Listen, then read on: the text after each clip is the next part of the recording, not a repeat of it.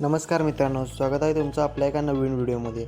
आज आपण या व्हिडिओमध्ये राज्य सरकारच्या एका योजनेबद्दल माहिती घेणार आहोत. या योजनेअंतर्गत महाराष्ट्रातील मुलींना मोफत शिक्षण देण्यात येणार आहे. या योजनेची पात्रता, यासाठी कोणकोणते कागदपत्रे लागतील यासंबंधीची माहिती आपण आजच्या व्हिडिओमध्ये पाहणार आहोत. या योजनेचे नाव free education for girls child in Maharashtra 2024 असे आहे.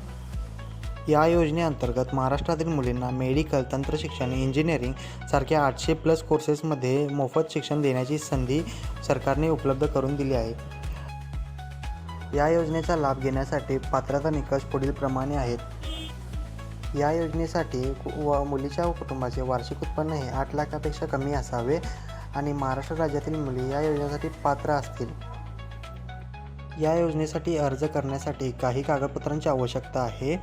अर्जदार मुलीचे आधार कार्ड, कुटुंबाचे वार्षिक उत्पन्न प्रमाणपत्र, रहिवासी प्रमाणपत्र, शाळा सोडल्याचा दाखला, मागील वर्षाचा गुणपत्रक, मुलीचा पासपोर्ट साईज फोटो इत्यादी कागदपत्रांची आवश्यकता आहे.